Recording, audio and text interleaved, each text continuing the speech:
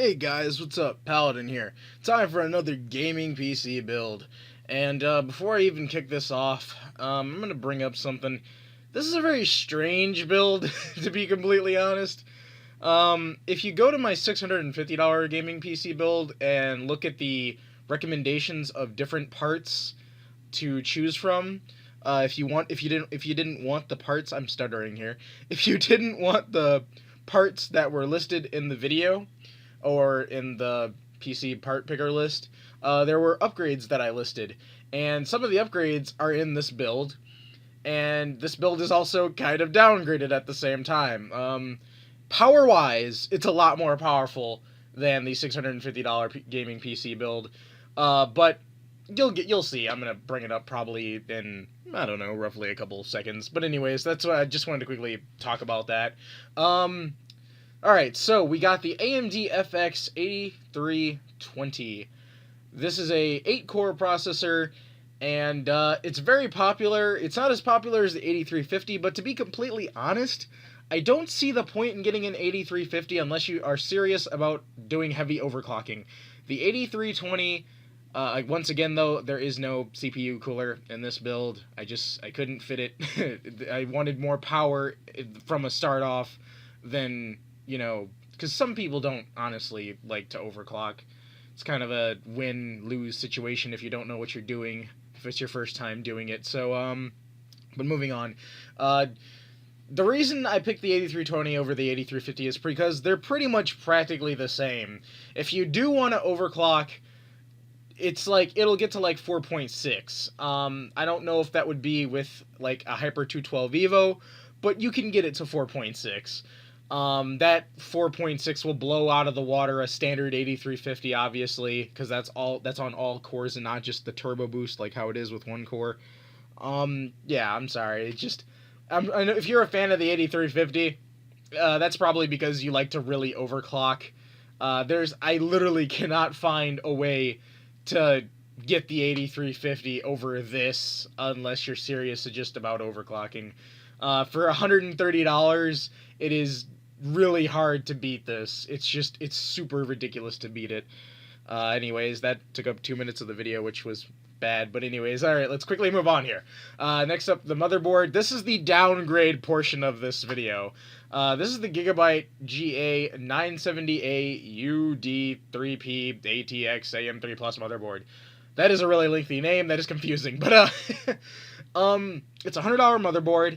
I feel like it's new because if you go on Newegg and check the reviews, only 2 people have it. Those 2 people have rated it 5 stars, and it's Gigabyte, so that's why I picked it.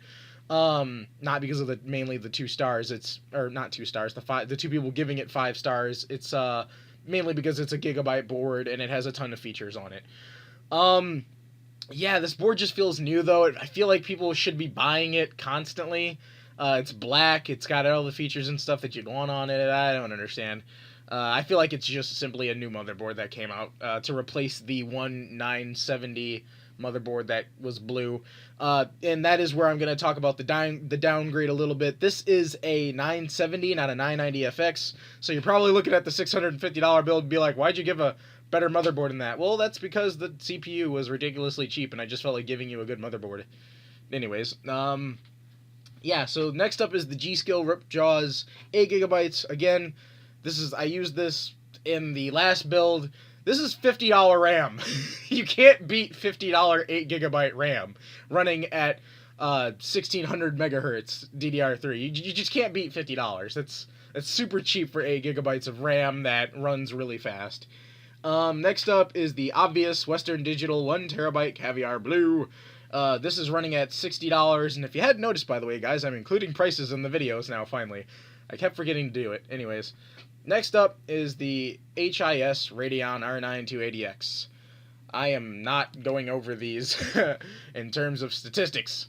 Sorry, but alright. So next up is the HIS iPower Ice Q X2 Boost Clock 280X. I am staring at this name and it is ridiculous. Anyways, it's a 280X. I chose HIS because they make good quality components. It has 5 stars on Newegg. It's not a bad company. They're pretty good. Their coolers are really nice. I'll give them that. Their coolers They're Ice Q, as they like to call it. They make really good coolers.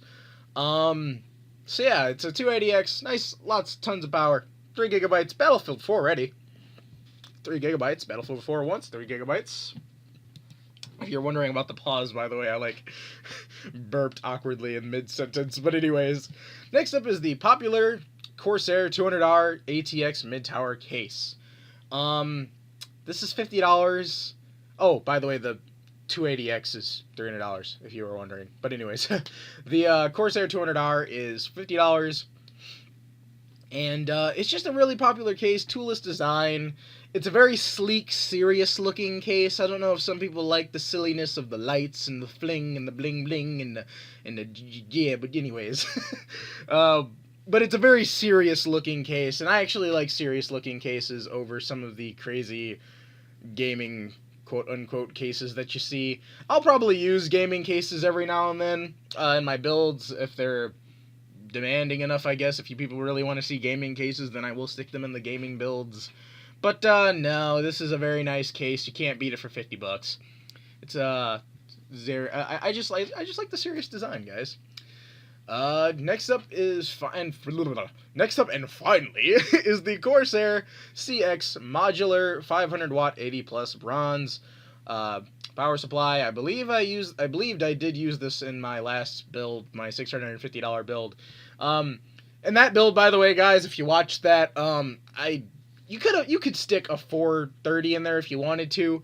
I'll probably already have it in this description because this video is practically being made right after the $650 build. But I will stick a 430 watt power supply in the description of that video because I feel like some people don't want the 500 watt just because you don't really need the 500 watt in that build. That build is a add-on build. You can add tons of stuff to it. So remember, hard drives, RAM, and overclocking, all that kind of stuff boosts the wattage in your computer. So that's why I stuck it in there. Simply because, you know, if you wanted to add more stuff to it, you can, and that's power supply is good enough for that build. For this build, it is also good enough, as the estimated wattage is 474 watts, as well as PC Parts Picker is apparently telling me. So yeah, it's a fine power supply. It's going to get the job done. Corsair is a great company. You hadn't noticed there's already 2 Corsair items on this list. Anyways, I hope you enjoyed the build. Remember, parts and stuff will be listed in the description down below. And be sure to like, comment, and subscribe for more, guys. And remember, stay sexy. Peace.